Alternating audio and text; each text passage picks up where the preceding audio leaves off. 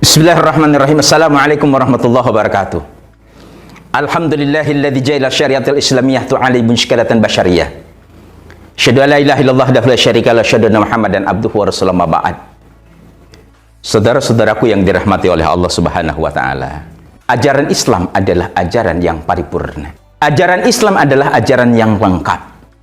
Ajaran Islam adalah ajaran yang senantiasa menuntun siapapun untuk menjadi manusia yang terbaik, untuk menjadi manusia yang menghantarkan dirinya masuk surganya Allah Subhanahu wa taala, untuk menjadikan manusia orang-orang yang mendapatkan ridho dari Allah Subhanahu wa taala.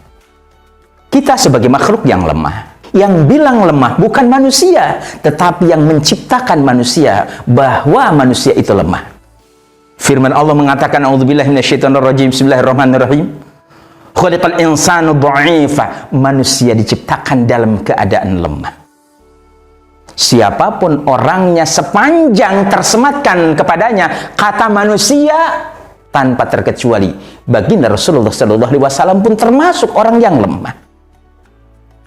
Kalau kita sudah menyadari bahwa kita adalah makhluk yang lemah, dan kelemahan itu Allah yang mengatakan kita adalah lemah, maka tentu kita harus sadar diri ada yang maha dahsyat, yang maha kuat, yang maha hebat. Bersandar kita kepada yang seperti itu. Siapa yang bersangkutan? Siapakah gerangan? Tidak lain adalah Dia yang tersepati dengan As-Samad, tempat kita bergantung.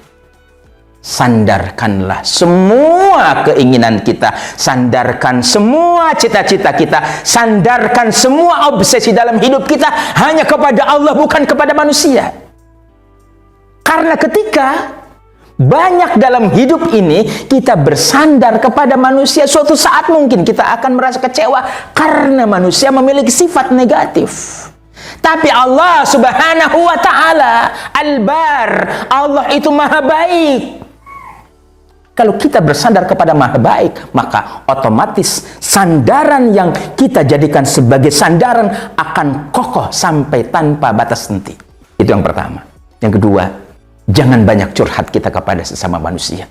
Jangan sampai banyak orang tahu kesulitan kita. Jangan sampai banyak orang tahu apa yang kita butuhkan dalam hidup, kecuali Allah Subhanahu wa taala jadikan tempat curhat kita, karena Allah akan mendengar keluh kesah kita.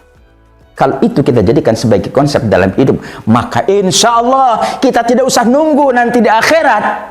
Di dunia pun pasti akan ada efek kalau Allah yang senantiasa kita jadikan sebagai sebuah pegangan dan kita jadikan sebagai sebuah sandaran. Dan yang ketiga, kalau manusia sudah merasa dirinya adalah lemah, dan memang harus merasa dirinya lemah. Kenapa? Allah yang mengatakan seperti itu.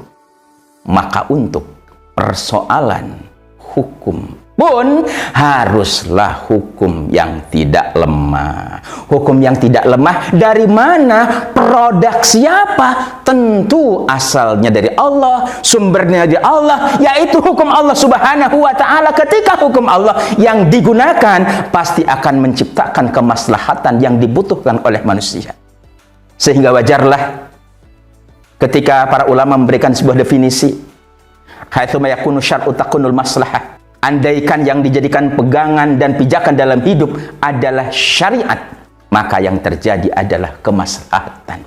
Semoga bermanfaat. Assalamualaikum warahmatullahi wabarakatuh.